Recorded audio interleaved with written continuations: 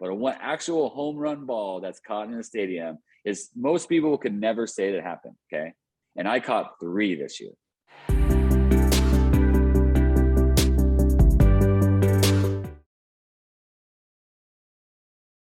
And the second one, which is the best one ever in my entire life, was Ohtani's on May 6th.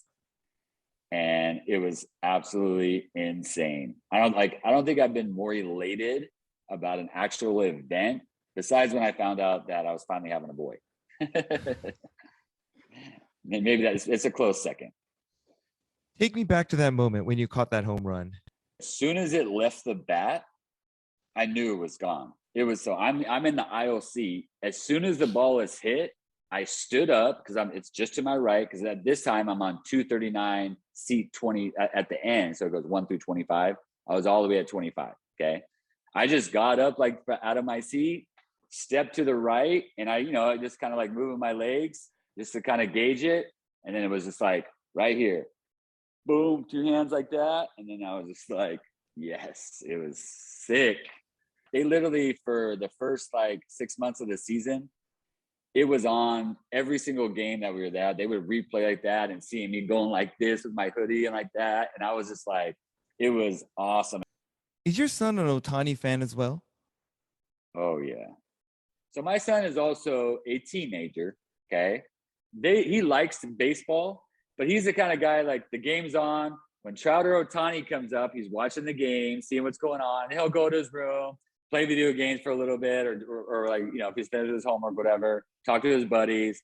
And then he'll hear me yell like, he went deep, and I'll come running into his room like, Ohtani went deep, or no, you just missed it. Like, it's just, that's how it is. Or like, so I would say he's more a fan of Ohtani than he is of like Angels baseball right now. Is Ohtani a kind of player you want your son to look up to? Okay, so like I said before, the only thing I can go by is his actions on the field, right? Because I know nothing else about him. I don't know what kind of dude he is, where his stance is, and all that kind of stuff. But just his actions on the field, he's very stoic, and adversity. It seems like obviously he's been around this game so long that he understands what this game is, a failure game. He'll give him he does this to the umpire. This is my favorite thing. He doesn't get all mad. He doesn't throw his bat. He just went like, no, that was this far off the plate, and walks to the dugout. And probably inside he's fuming because that got taken away from him. But he doesn't show that. He doesn't show emotion on the mound. He shows positive emotion a lot when he's on the mound or whatever. He doesn't show negative emotion. Okay. And if anybody's a better role model for a baseball player, it's him. Now, there are a lot of people that are like that. Trout's like that as well, because on the baseball field, it's all failure. Okay. You fail, a little success, fail, success, and you're a Hall of Famer. What people get, they're too caught up in the emotions of what just happened instead of recognizing the next pitch, the next at bat. As far as a role model, because like I said, since it's only pure baseball, now I can't speak to the man he is. I can't speak how he treats his mom and dad or a girlfriend or something like that, which would be really important to me. How he treats women, animals, that kind of stuff, which are important to me. I can't speak on that. But as far as what I see on the baseball field, I can't think of anyone better, because how he handles failure. And I've been trying to instill that in my son every single day of his life, and still have to remind him 10 times a day, or we're going to the field. Like, the only thing we talk about pre-game, we're on our way to a tournament. First of all, I say, work hard, smile out there like you're having fun because it's a game. And that's pretty much it. And I'm like, like I said, and just remember that it's a failure game. Like, you're going to fail today more than you're going to succeed. I don't care if you go 0 for 5, you strike out 5 times. As long as your attitude is good, you're still a good teammate. But if that affects that, I'm going to get into you. That's how my son. So I think him watching Ohtani, or anybody watching Ohtani, if they can't learn anything else, is that. What do your daughters think about Ohtani? Oh, they like him, but it's kind of funny though. So they see him as the baseball player, right?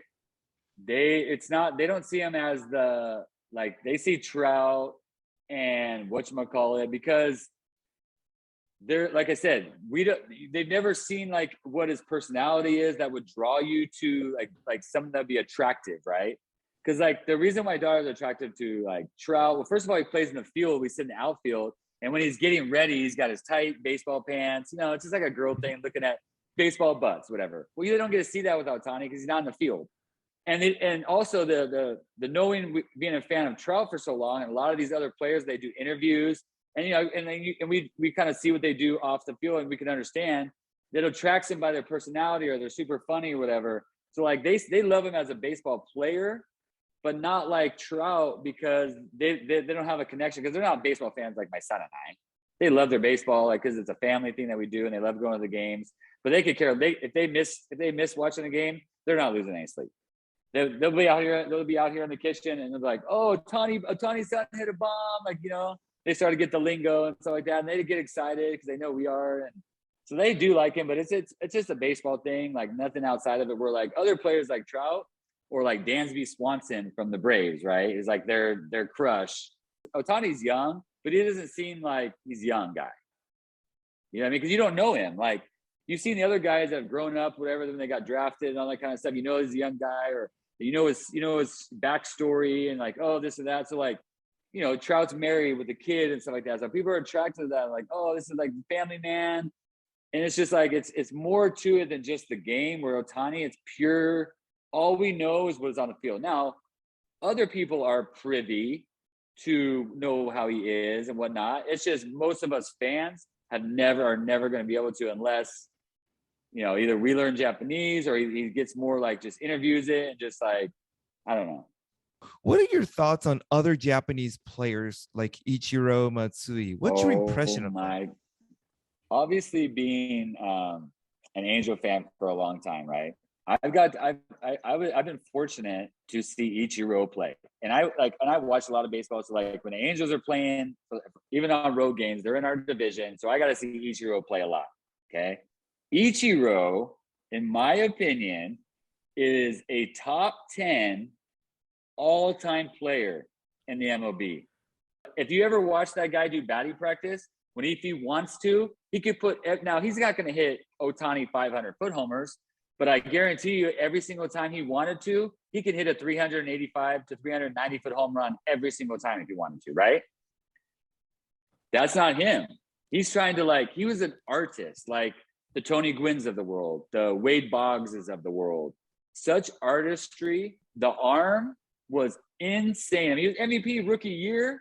I mean, literally climbing up walls, hosing guys from right field on a line to third base, stealing bags, the greatest defender of the time, the best hitter of his time at that time.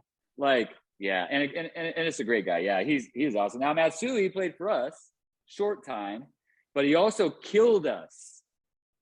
So in 2009, playing for the Yankees, okay, Matsui had probably his best postseason. They ended up winning the World Series. What happened to your Ohtani cutout? Oh my gosh. Okay, so my kids always think it's funny. They literally would make my bed in the morning, and then when I would come home, they have literally Ohtani tucked in on my pillow. Anyway, I came one day, I did that, so I just kind of threw it. I was I have a desk right there. I just kind of threw it to the side when I was about to get in bed, right? Well, I didn't realize that it fell on the floor, and my dog usually will sleep in one of our rooms, whatever.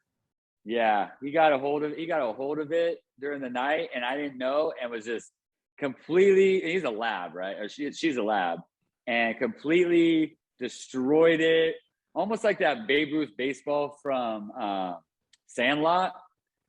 That's what it looked like, and it was completely destroyed and all ripped apart, and I just threw it away.